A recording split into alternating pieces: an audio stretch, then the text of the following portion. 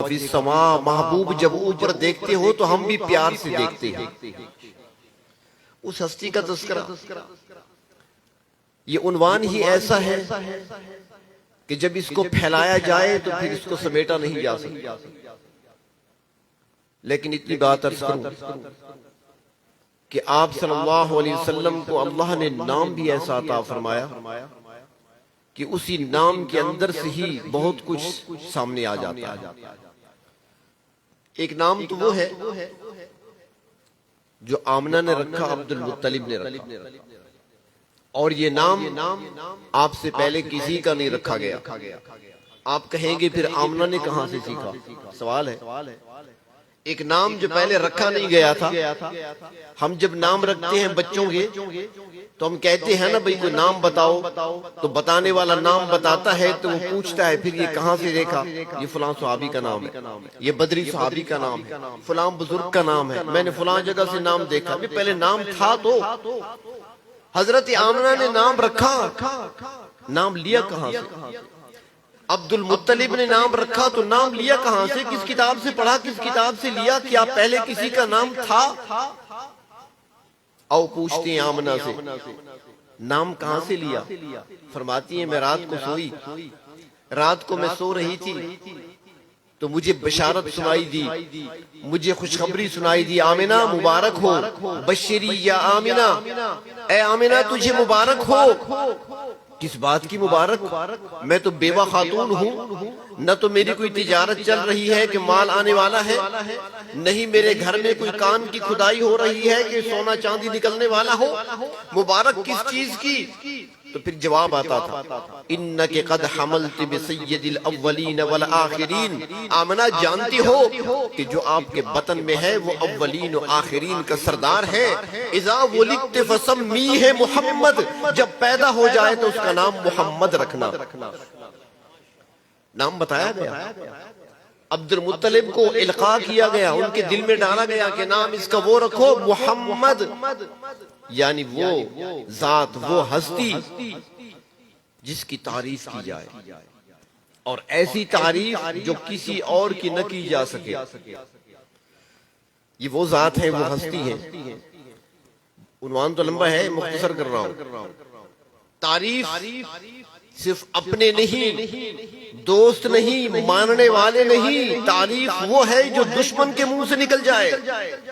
وہ تعریف آج کے اس دور میں ایک اگر غیر مسلم، ایک عیسائی اگر کتاب مرتب کرتا ہے اور پوری تاریخ انسانی میں سے وہ چھانٹی کرتا ہے، مخصوص اشخاص کو نکالتا ہے، ان کے کارناموں کو دیکھتا اور پڑھتا ہے، اور پھر ان میں سے 100 افراد کا انتخاب کر کے ایک کتاب مرتب کرتا ہے، دی 100 کے نام سے وہ کتاب شائع کرتا ہے، لیکن جب ان 100 افراد کی فہرست کو دیکھتا ہے وہ ماننے والا نہیں ہے، وہ کلمہ پڑھنے والا نہیں ہے، وہ اطاعت کرنے والا اور اتباع کرنے والا نہیں ہے، وہ غیر مسلم ہے، کلمہ کسی اور کا پڑھتا ہے، ماننے والا نہیں۔ لیکن جب کتاب لکھنے بیٹھا، قلم اس کا رک گیا کہ پوری دنیا میں سے میں نے چھانٹی کی ہے، انسانوں میں سے 100 افراد سامنے آئے جو قابل تعریف ہیں، لیکن ان 100 میں سے جو سب سے افضل ہے، جو سب سے عرفہ ہے، جو سب سے بلندر ہے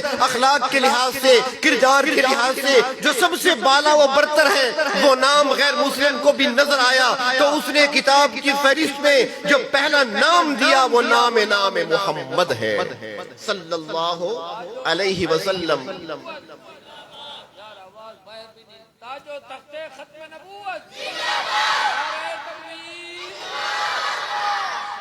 تعریف وہ ہے جو صرف اپنے نہیں غیر بھی کرے۔ محمد صلی اللہ علیہ وسلم وہ ذات جس کی تعریف کی جائے، ایسی تعریف جو کسی کی نہ ہوئی، جس کی تعریف میں 30 پارے قرآن کے نازل ہوئے ہوں، ایسی تعریف اور کس کی ہو سکتی ہے کائنات میں؟ اور دوسرا نام ان کا ہے احمد۔ حضرت عیسیٰ علیہ السلام نے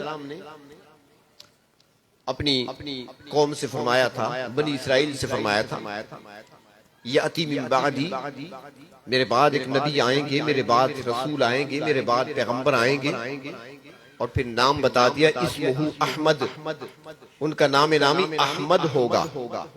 احمد کے معنی سب سے زیادہ رب کی حمد بیان کرنے والا، سب سے زیادہ پروردگار عالم کی ثنا بیان کرنے والا، حمد بیان کرنے والا، سب سے زیادہ۔ اب میں آپ سے ایک سوال پوچھتا ہوں، حضرت آدم علیہ السلام کی عمر کتنی؟ باپ ہیں سب کے بھائی، بلکہ میرے خیال میں آج کل تو اپنے باپ کی عمر کا پتہ نہیں ہوتا۔ کسی پوچھے نا آپ کی عمر کتنی ہے، ادھر ادھر دیکھتا ہے کیا بتاؤں۔ ایک بندے سے میں نے پوچھا آپ کی عمر کتنی ہے، اس نے کہا لالے کو 2 سال چھوٹا۔ مجھے کیا پتہ لالے کی عمر کیا ہے، حال تو ہمارا یہ بنا ہے۔ حضرت آدم علیہ السلام کی عمر 1000 سال، حضرت نوح علیہ السلام کی عمر 1150 سال، 1050 سال یا 1250 سال، 950 سال تو انہوں نے تبلیغ کی ہے۔ 40 سال کی عمر میں نبوت ملی ہے، اور پھر طوفان آیا، اس کے بعد کتنا عرصہ زندہ رہے کوئی معلوم نہیں۔ 72 اور 40 سال کی عمر میں نبوت ملی ہے، 950 سال تبلیغ کی ہے، باقی عرصے کو نکال دیں، 950 سال تو اللہ کی حمد و ثنا بیان کرتے رہے کہ نہیں کرتے رہے؟ حضرت آدم علیہ السلام 1000 سال عمر ہے تو کیا اللہ تعالیٰ کی حمد و ثنا بیان نہیں کرتے رہے؟ انہوں نے 1000 سال اللہ کی حمد و ثنا بیان کی ہے۔ حضرت نوح علیہ السلام نے 1000 سال یا 1100 سال یا 1150 سال اللہ کی حمد و ثنا بیان کی ہے۔ حضرت ابراہیم علیہ السلام نے تقریباً 150 سال اللہ تعالیٰ کی حمد و ثنا بیان کی ہے۔ حضرت زکریا علیہ السلام نے تقریباً 160 سال اللہ کی حمد و ثنا بیان کی ہے۔ اسی طرح کسی نے 500 سال، کسی نے 300 سال، کسی نے 400 سال، اور وہ اللہ کے برگزیدہ پیغمبر بھی تھے، رسول بھی تھے، نبی بھی تھے، اللہ کی حمد بیان کرتے رہے۔ لیکن نام نامی ہے جناب محمد رسول اللہ صلی اللہ علیہ وسلم کا احمد، سب سے بڑھ کر حمد بیان کرنے والا۔ تو عمر تو ان کی زیادہ ہے، اور سب سے زیادہ حمد انہوں نے کیسے بیان کی؟ سوال ہے نا، عمر ان کی زیادہ، اور احمد لقب ان کو ملا، احمد نام ان کو ملا کہ سب سے زیادہ رب کی حمد بیان کرنے والے، جبکہ عمر تو ان کی 950 سال، کسی کی 1000 سال، کسی کی 800 سال، کسی کی 200 سال، کسی کی 150 سال، عمریں ان کی زیادہ، اور ساری عمر ان کی نیکی میں گزری، تبلیغ میں گزری، عبادت میں گزری۔ عابد تھے، زاہد تھے، متقی تھے، اللہ کی یاد کرنے والے تھے، ذاکر تھے۔ لیکن احمد نام آپ کو ملا کہ سب سے زیادہ رب تعالیٰ کی حمد بیان کرنے والے۔ آخر ایسا کیوں ہے؟ اس کے لیے میں آپ کو پیچھے لے جاتا ہوں، تھوڑا پیچھے چلیں۔ قرآن حکیم کے مطالعے سے بات سامنے آتی ہے کہ حضرت آدم علیہ السلام کی تخلیق کے بعد آدم علیہ السلام کو اللہ تبارک و تعالیٰ نے پیدا فرمایا۔ اس کے بعد اللہ رب العزت نے اپنی قدرت کاملہ سے حضرت آدم علیہ السلام کی پشت سے ان کی پوری اولاد کی روحوں کو نکالا، یعنی حضرت آدم علیہ السلام کے پہلے بیٹے سے لے کر قیامت تک آنے والے آخری انسان تک تمام انسانی روحوں کو اللہ رب العزت نے جمع فرما دیا۔ جس نے دنیا میں آنا تھا، جس نے دنیا میں آ کر آنکھ کھولنی تھی، سانس لینی تھی، اللہ تعالیٰ نے تمام روحوں کو جمع فرمایا، اور تمام روحوں کو جمع فرما کر پروردگار عالم نے خود ان سے خطاب فرمایا، اور اس کا ذکر قرآن حکیم میں موجود ہے۔ یاد دہانی کے طور پر اللہ رب العزت نے بیان کر دیا قرآن پاک میں۔ اللہ رب العزت نے ان سے خطاب فرمایا اور پھر ان سے سوال کیا، بتاؤ الست بربکم، میں تمہارا رب ہوں کہ نہیں؟ بتاؤ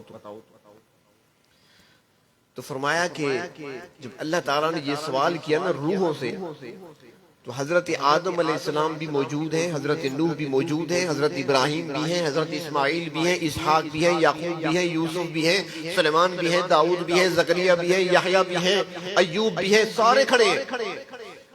خاموشی ہے، جواب کوئی نہیں آ رہا، کسی طرف سے جواب نہیں آ رہا۔ اللہ نے پوچھا الست بربکم، اب سارے حیران ہیں کیا جواب ہے، جواب کیا دیں اس کا؟ حدیث شریف میں آتا ہے نبی کریم صلی اللہ علیہ وسلم نے فرمایا کہ جب سب خاموش تھے تو سب سے پہلے میری روح نے جواب دیا بلا، اللہ کیوں نہیں، آپ ہی ہمارے رب ہیں۔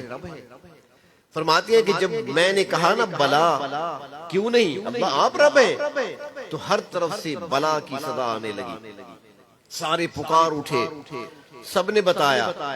تو اب یہاں پر سمجھنے کا نکتہ کہ جب ساری روحیں موجود تھیں، حضرت آدم علیہ السلام سے لے کر عیسیٰ علیہ السلام تک 313 رسول، 1,24,000 نبی، سارے کے سارے موجود ہیں، لیکن رب کا تعارف کس نے کرایا؟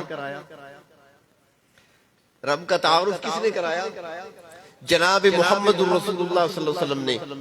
اللہ نے پوچھا نا الستو بربکم، میں رب ہوں تمہارا کہ نہیں؟ سارے خاموش تھے، کیا جواب دے؟ اب کس نے بتایا کہ ہاں یہ رب ہے؟ جناب نبی کریم صلی اللہ علیہ وسلم نے تعارف کرایا اور فرمایا بلا کیوں نہیں اللہ، آپ ہی ہمارے رب ہیں، شہیدنا ہم گواہی دیتے ہیں۔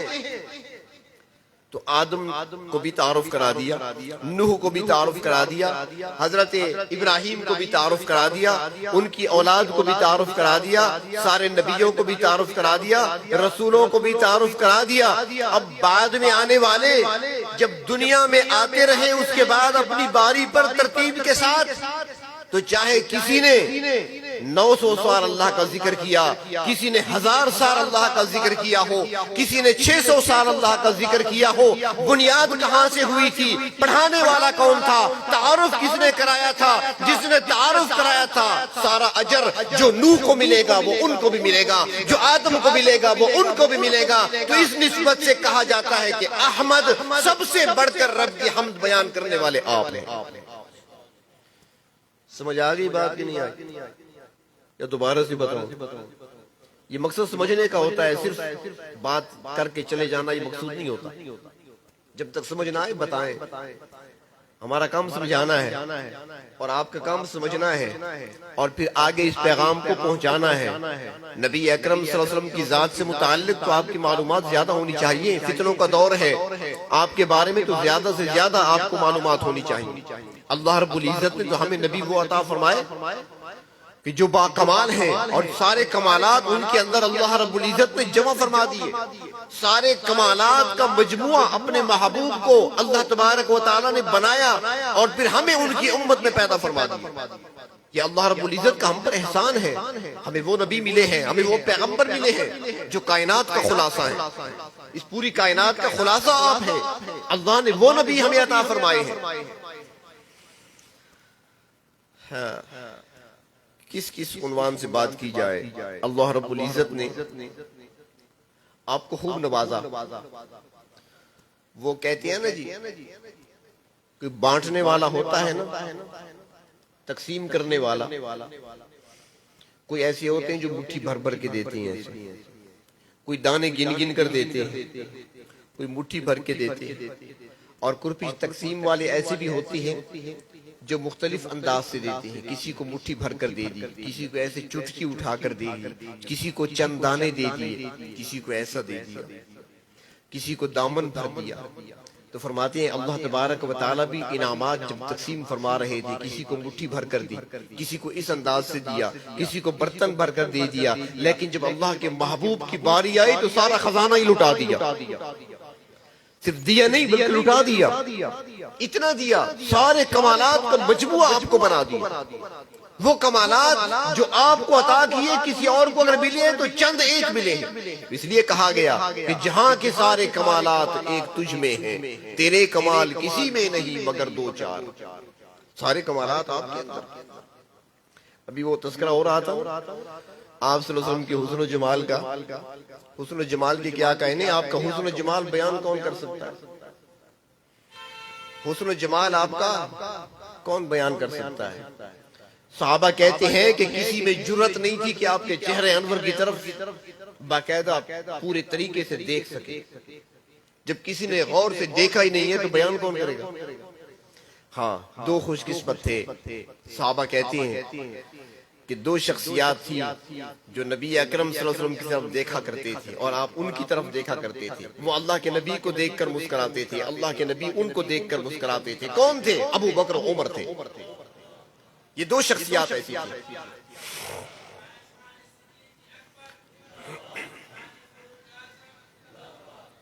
باقی احادیث کے ذخیرے میں اگر ملتا ہے تو بہت کم ملتا ہے، باقی احادیث ساری ملے گی، لیکن آپ صلی اللہ علیہ وسلم کا پورا چہرہ انور کا پورا نقشہ کوئی پیش ہی نہیں کر سکتا۔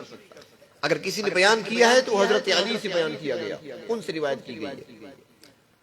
اللہ رب العزت نے ایسا حسن عطا فرمایا تھا، تو کسی نے کہہ دیا تھا نا ام المومنین حضرت عائشہ صدیقہ رضی اللہ تعالی عنہا سے کہ سنا ہے کہ یوسف بہت حسین تھے، اور اللہ کے نبی نے فرمایا کہ اللہ رب العزت نے جو حسن پیدا فرمایا، آدھا حسن اللہ نے یوسف کو دیا، آدھا حسن کائنات میں تقسیم کیا، تو اتنے حسین تھے۔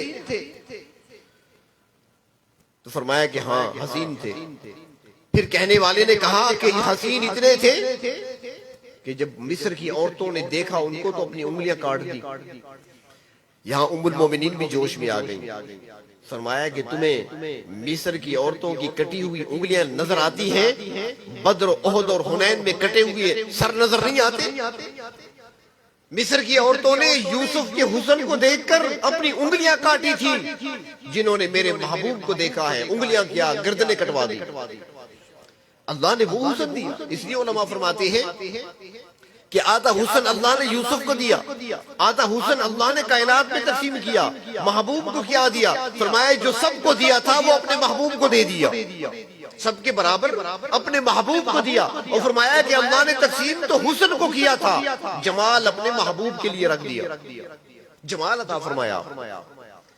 ایسا حسن وہ حضرت جابر فرماتی ہے نا کہ 14ویں رات کا چاند چمک رہا تھا۔ آج کل تو چاند نظر نہیں آتا، لائٹیں ہمارے ہاں زیادہ، اور اتنا گردا ہوتا ہے، دھند ہوتی ہے، موسم مطلع صاف نہیں ہوتا۔ آپ کسی دیہات میں چلے جائیں تو وہاں پر شاید کچھ صاف ستارے نظر آتے ہیں، یہاں تو ستارے بھی چند ایک نظر آتے ہیں۔ تو چاند 14ویں کا چمک رہا تھا، مطلب بھی صاف ہوتا تھا اس وقت، نہ گاڑیوں کا دھواں ہوتا تھا اور نہ یہ گرد ہوتی تھی، موسم بھی صاف تھا۔ 14ویں کا چاند چمک رہا ہے آسمان پر، اپنی روشنی بکھیر رہا ہے، اپنا حسن دکھا رہا ہے، ستارے بھی دیکھ رہے ہیں اپنے چاند کو۔ حضرت جابر کی نظر چاند پہ پڑی، نیچے دیکھا سامنے تو مسجد میں اللہ کے محبوب تشریف فرمائے، ان کا چہرہ بھی دمک رہا ہے۔ حضرت جابر کی نظر چاند پر گئی، چاند کو دیکھ رہے تھے، اچانک جب نظر پڑی نا اللہ کے محبوب کے چہرے پر تو دوبارہ چاند کی طرف دیکھا کہ ذرا دیکھو کہ حسن کس میں زیادہ ہے۔ دوبارہ چاند کو دیکھا تو فوراً مسکرا دیے، اور چاند کو مخاطب ہو کر کہتی ہے اے چاند تمہارے اندر حسن وہ کہاں ہے جو میرے محبوب کے چہرے میں ہے؟ چاند سے تشبیہ دینا یہ بھی کیا انصاف ہے؟ اس کے منہ پہ چھائیاں، میرے محبوب کا چہرہ صاف ہے۔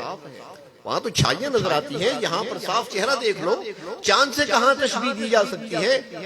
اللہ نے اپنے محبوب کو ایسا حسن عطا فرمایا۔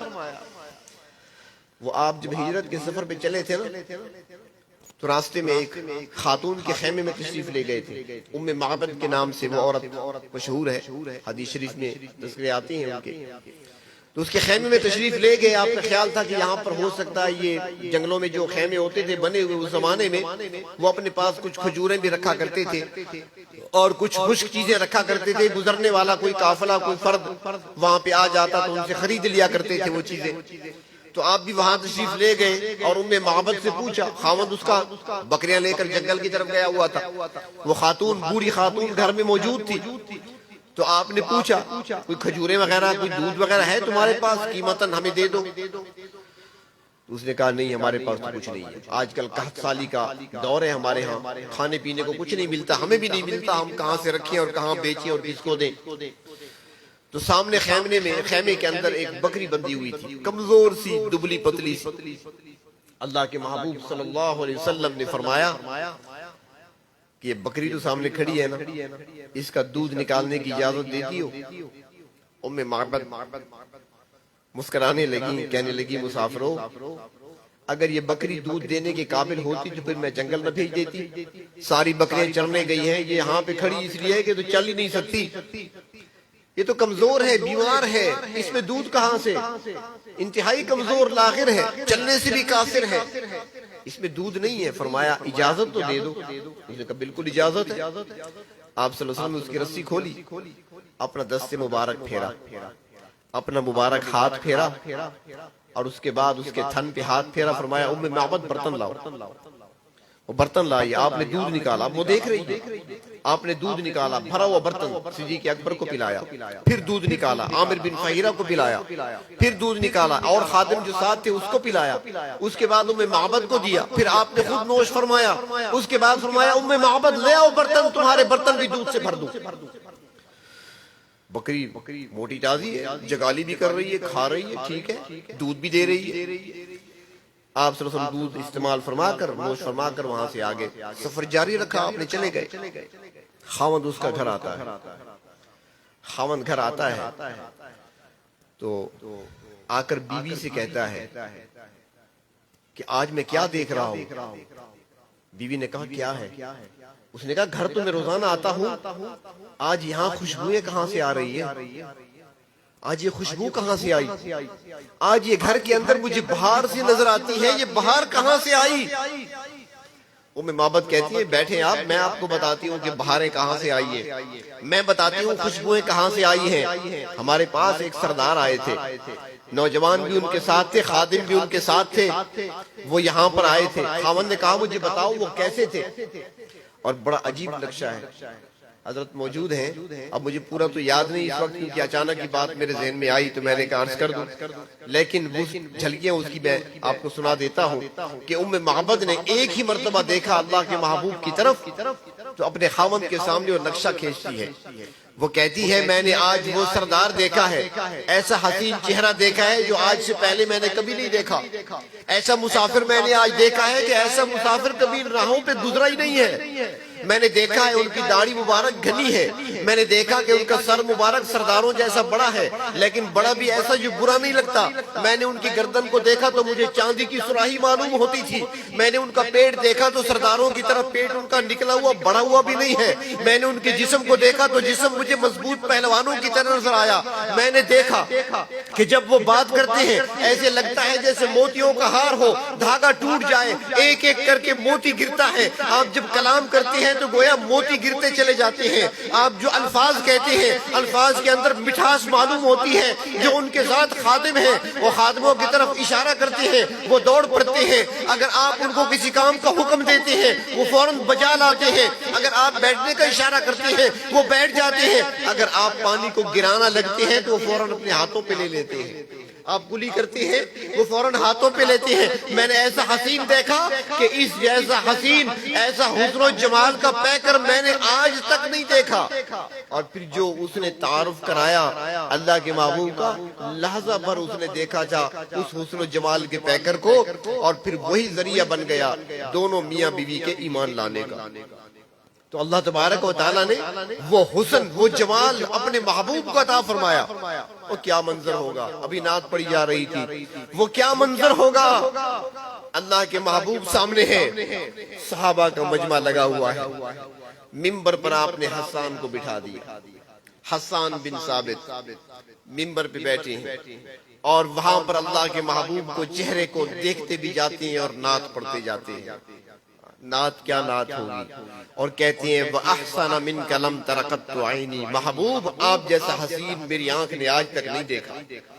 سامنے موجود ہے، اللہ کے محبوب بھی موجود ہیں، حسان کہہ رہے ہیں وَأَحْسَنَ مِنْكَ لَمْ تَرَقَتْ عَيْنِي وَأَجْمَلَ مِنْكَ لَمْ تَلِدِ النِّسَاء، محبوب آپ جیسا حسین میری آنکھ نے دیکھا نہیں بلکہ آپ جیسا حسن و جمال کا پیکر آج تک کسی ماں نے جنا ہی نہیں ہے۔ وَأَجْمَلَ مِنْكَ لَمْ تَلِدِ النِّسَاء خُلِقْتَ مُبَرَّأً مِنْ كُلِّ عَيْبٍ، آپ کو ہر قسم کے عیب سے، ہر نقص سے آپ کو پاک پیدا کیا گیا، اور لگتا ایسی ہے کأنک قد خلقت کما تشاء، ایسے لگتا ہے محبوب رب تعالیٰ نے سب کو بنایا اپنی مرضی سے، مخلوق کو پیدا کیا کن کہہ کر، انسان کو بنایا دست قدرت سے، لیکن جب آپ کی باری آئی لگتا ایسے ہے رب تعالیٰ آپ سے پوچھتے گئے، جیسے جیسے آپ بتاتے گئے رب تعالیٰ تجھے بناتے گئے۔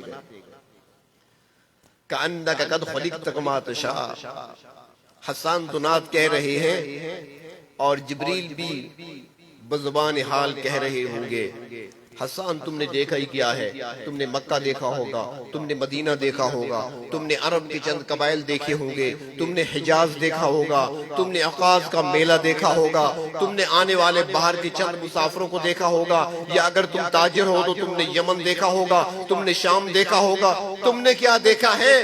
مجھ سے پوچھو، زمین و آسمانوں میں گھومنے والا، آفاق ہا گردیدہ ام، مہرے بتاں ورزیدہ ام۔ اے حسان مجھ سے پوچھو کہ میں نے کائنات کو دیکھا ہے، میں نے آدم کے حسن کو بھی دیکھا، میں نے نوح کے حسن کو بھی دیکھا، میں نے ابراہیم کے جمال کو بھی دیکھا، میں نے یوسف کے حسن کو بھی دیکھا، میں نے انبیاء کا بچپن بھی دیکھا، میں نے انبیاء کی جوانیاں بھی دیکھی، میں نے انبیاء کی اولادوں کو بھی دیکھا، میں نے مشرق کو بھی دیکھا، میں نے مغرب کو بھی دیکھا، میں نے شمال کو بھی دیکھا، میں نے جنوب کو بھی دیکھا۔ اے حسان میں دنیا گھوما ہوں، ساری دنیا کے ہر انسان کا چہرہ میں نے دیکھا ہے، بہت کچھ دیکھا ہے، بس یار خوباں دیدم لیکن تو چیزیں دیگری۔ میں نے بہت کچھ دیکھا ہے لیکن یہ چیز ہی کچھ اور ہے۔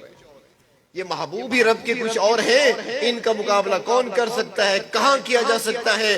جس برتن میں رب نے وہ سانچہ گھڑا تھا اس کو رب تعالیٰ نے توڑ ہی دیا ہے۔ اللہ رب العزت نے ہر لحاظ سے اپنے محبوب صلی اللہ علیہ وسلم کو نوازا ہے۔ آپ صلی اللہ علیہ وسلم کو اللہ تبارک و تعالیٰ نے کمال عطا فرمایا، اور پھر ہمارے لیے فرما دیا کہ اب تمہارے لیے نجات کا ایک ہی راستہ، تمہارے لیے کامیابی کا ایک ہی راستہ ہے کہ تم نے میرے محبوب کی اتباع کرنی ہے، ان کے نقش قدم پہ چلنا ہے تو کامیابی ملے گی، اور اگر اس حسین کے نقش قدم کو چھوڑ دیا تو پھر ناکامی ہی ناکامی ہے۔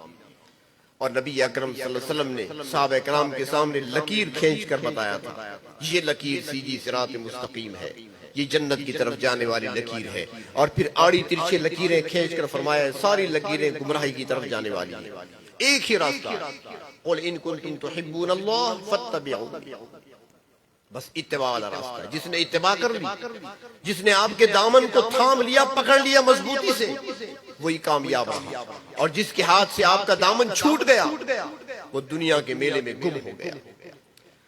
جیسے شیخ سعدی رحمت اللہ علیہ فرماتے ہیں کہ میرا بچپن تھا، ایک مرتبہ قومی میلہ لگا ہوا تھا تو والد صاحب مجھے اپنے ساتھ لے گئے اور مجھ سے کہنے لگے بیٹا میرے دامن کو، میری قمیض کے دامن کو مضبوطی سے پکڑ لینا، چھوڑنا نہیں ہے، میں تمہیں سارے تماشے دکھاؤں گا، میرا دامن نہ چھوٹے تمہارے ہاتھ سے۔ فرماتی ہیں میلے میں گھومتے رہے، والد سے میرے ساتھ ہیں، دامن میرے ہاتھ میں نے پکڑا ہوا ہے، ایک جگہ کوئی تماشا ہو رہا تھا، رک گئے وہاں پر، میں تماشا دیکھنے میں ایسا محب ہوا، ایسے مشغول ہوا کہ مجھے پتہ ہی نہ چلا، دامن میرے ہاتھ سے چھوٹ گیا۔ والد صاحب یہ سمجھے کہ دامن تھامے ہوئے ہیں، وہ آگے نکل گئے، میں وہاں کھڑا رہا۔ کچھ دیر کے بعد جب میں نے دیکھا تو مجھے والد صاحب نظر نہیں آ رہے تھے، میں پریشان ہوا۔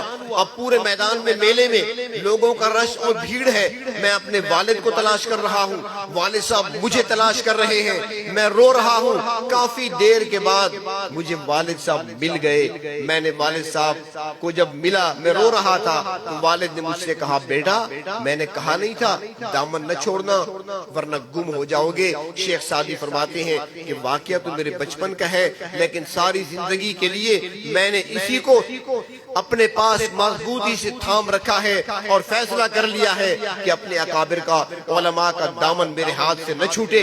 اگر اکابر کا، بڑوں کا دامن میرے ہاتھ سے چھوٹ گیا تو دنیا کے میلے میں گم ہو جاؤں گا۔ تو اس طرح جس کے ہاتھ سے اللہ کے نبی کا دامن ہاتھ سے چھوٹ گیا، آپ کا طریقہ ہاتھ سے نکل گیا، آپ کی سنت ہاتھ سے چھوٹ گئی تو پھر وہ دنیا کے میلے میں گم ہو جائے گا۔ اگر دنیا کے میلے میں گم ہونے سے بچنا ہے تو ایک ہی طریقہ ہے، نبی اکرم صلی اللہ علیہ وسلم کے ساتھ انسان اپنے آپ کو وابستہ کر لے، آپ کی سنتوں کو تھام لے، آپ کے طریقوں کو پکڑ لے تو وہ انسان کامیاب ہو سکتا ہے۔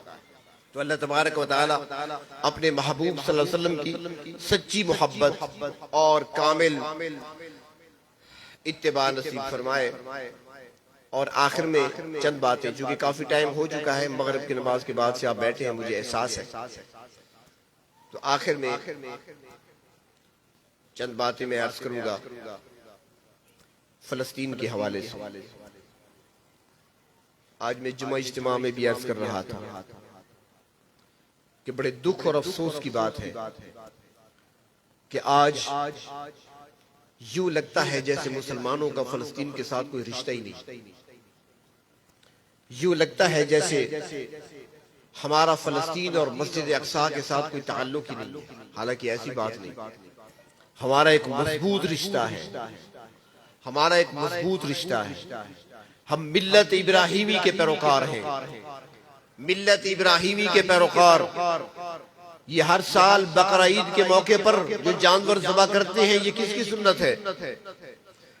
کیوں کرتے ہیں ہم ان کی سنت؟ کیونکہ ہم ان کی ملت پہ ہیں، ہمارے پاس ملت ابراہیمی ہے۔ نماز میں درود پڑھتے ہیں تو کیا کہتے ہیں؟ کما صلیت علی ابراہیم وعلی آل ابراہیم کما بارکت علی ابراہیم وعلی آل ابراہیم۔ ملت ابراہیمی کا پیروکار ہونے کا ہم اظہار کرتے ہیں۔ تو حضرت ابراہیم علیہ السلام کا وطن کون سا ہے؟ فلسطین ہے۔ ان کی اولاد کا وطن فلسطین ہے۔ فلسطین وہ سرزمین ہے جہاں پر ہزاروں انبیاء تشریف لائے، انبیاء علیہ السلام کا وطن، انبیاء علیہ السلام کا مسکن۔ بلکہ اگر دیکھا جائے تو اللہ تبارک و تعالیٰ کی دو عظیم کتابیں فلسطین میں نازل ہوئی ہیں۔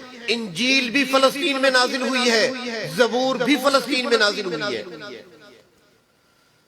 حضرت عیسیٰ علیہ السلام فلسطین میں، حضرت زکریا فلسطین میں، حضرت یحییٰ فلسطین میں، حضرت داؤد علیہ السلام فلسطین میں، حضرت سلیمان علیہ السلام فلسطین میں، حضرت اسحاق، حضرت یعقوب فلسطین میں، حضرت ابراہیم علیہ السلام فلسطین میں، اس سرزمین پر، مقدس سرزمین پر۔ حضرت یوسف علیہ السلام مصر چلے گئے تھے، لیکن وصیت فرمائی تھی کہ جب کبھی بھی تم مصر چھوڑ کر واپس جانا، میری میت کو ساتھ لے جانا اور فلسطین میں جا کر دفن کرنا۔ فلسطین، مسجد اقصی، مسجد اقصی یہ وہ مسجد ہے۔ حضرت ابو ذر رضی اللہ تعالی عنہ نبی اکرم صلی اللہ علیہ وسلم سے سوال کرتے ہیں، اللہ کے محبوب، اس زمین پر سب سے پہلی مسجد کون سی بنائی گئی؟ سب سے پہلا اللہ کا گھر کہاں پہ اور کون سا بنایا گیا؟ اللہ کے محبوب نے فرمایا، ابو ذر، اس زمین پر سب سے پہلے اللہ کا گھر اور سب سے پہلی مسجد بیت اللہ کو بنایا گیا۔ حضرت ابو ذر نے پوچھا، اللہ کے محبوب، اس کے بعد کون سی مسجد بنی؟ آپ نے فرمایا مسجد اقصی بنی ہے۔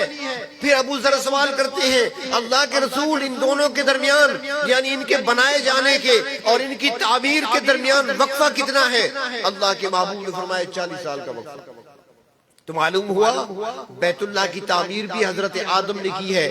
دوسرے نمبر پر مسجد اقصی کی تعمیر بھی حضرت آدم علیہ السلام نے کی ہے، لیکن حوادثات زمانہ کی وجہ سے جب وہ نشانات مٹ چکے تو پھر بیت اللہ کی دوبارہ تجدیدی تعمیر کے لیے اللہ نے ابراہیم کو حکم دیا۔ آپ اپنے بیٹے اسماعیل کے ساتھ اس کام میں لگے رہے، اور حضرت داؤد و سلیمان نے دوبارہ مسجد اقصی کی تجدیدی تعمیر فرمائی ہے۔ مسجد اقصی، اس کی فضیلت کو، اس بات کو یوں سمجھیں، ایک حدیث میں آتا ہے، نبی اکرم صلی اللہ علیہ وسلم نے فرمایا، اگر کسی کے پاس وسائل ہوں اور وہ فلسطین کی سرزمین پر اتنی جگہ اور اتنا ٹکڑا حاصل کر سکتا ہے جس میں بیٹھ کر وہ مسجد اقصی کو دیکھ سکے، اتنا ٹکڑا اگر وہ حاصل کر سکتا ہے فلسطین کی سرزمین پر، جہاں سے بیٹھ کر وہ مسجد اقصی کو دیکھ سکے، اللہ کے نبی نے فرمایا وہ ٹکڑا ضرور حاصل کرے اور مسجد اقصی کا دیدار کیا کرے۔ مسجد اقصی معمولی مسجد نہیں، ہمارا ایک رشتہ ہے، ہمارا ایک گہرا تعلق ہے۔ انبیاء علیہ السلام کا مسکن رہا ہے، انبیاء علیہ السلام وہاں پر رہے ہیں، اللہ کی کتابیں وہاں پہ نازل ہوئی ہیں۔ اور دوسری بات، مسلمانوں کا قبلہ اول بھی مسجد اقصی ہے۔ نبی اکرم صلی اللہ علیہ وسلم نے تقریباً 14.5 سال تک مسجد اقصی کی طرف رخ کر کے نماز پڑھی ہے۔ 14.5 سال تک مسجد اقصی کی طرف رخ کر کے نماز پڑھی ہے، اور 9.5 سال آپ نے بیت اللہ کی طرف رخ کر کے نماز پڑھی۔ جب 13 سال مکی زندگی کے، بیت اللہ کعبہ جو تھا مسجد اقصی تھی، لیکن یہ اور بات ہے کہ وہاں پر نبی اکرم صلی اللہ علیہ وسلم اس انداز سے کھڑے ہوتے تھے کہ بیت اللہ بھی سامنے ہوتا تھا، مسجد اقصی بھی سامنے ہوتی تھی۔ دونوں سیج میں ہوتے تھے، وہاں پہ آپ کھڑے ہو کر نماز پڑھا کرتے تھے. لیکن جب مدینہ منورہ تشریف لائے تو پھر معاملہ ذرا الٹ ہو گیا، کیونکہ ایک مشرق کی طرف اور ایک مغرب کی طرف الگ الگ، شمال اور جنوب کی طرف الگ الگ ہو گئے. تو اب پھر وہاں پر تبدیلی کا حکم آیا. 17 مہینے کے بعد قبلہ تبدیل ہوا ہے. تو پہلے آپ صلی اللہ علیہ وسلم 13 سال مکی زندگی میں جو قبلہ تھا مسجد اقصی رہی ہے. جب مدینہ تشریف لائے 17 مہینے تک یا 16 مہینے تک قبلہ مسجد اقصی رہا. اس کے بعد قبلہ تبدیل ہوا، بیت اللہ بنا. تو مسلمانوں کا قبلہ اول بھی مسجد اقصی ہے. اور دوسری بات یہ بھی ہے کہ فلسطین میں کون لوگ رہتے ہیں؟ مسلمان ہیں. اور مسلمان کا مسلمان کے ساتھ کیا رشتہ ہے؟ اللہ کے محبوب تو فرماتے ہیں مسلمان اور مسلمان سارے دنیا میں جہاں کہیں رہتی ہیں کا جسد واحد، ایک جسم کی مانند ہے، ایک جسم کی مانند ہے. ایک جگہ کو تکلیف ہو پورا جسم بے چین و بے قرار ہو جاتا ہے. آج ہم اتنے بہیس ہو چکے ہیں، ان کی اٹھتی ہوئی لاشوں کو دیکھتے ہیں، آج ہم ان کا بہتا ہوا خون دیکھتے ہیں، آج ہمیں پرواہ تک نہیں ہوتی، ہم ان کے لیے دعا تک نہیں کر سکتے. ان کو اور تو ہم کچھ نہیں کر سکتے، دعا کے لیے ہاتھ اٹھا سکتے ہیں نا اپنے گھروں کے اندر، اللہ سے مانگ بھی تو سکتے ہیں نا. دعا کے اندر بھی اللہ نے بڑی تاثیر رکھی ہے. دعا بھی اٹھے ہوئے ہاتھوں کو اللہ تعالیٰ خالی نہیں لوٹایا کرتے.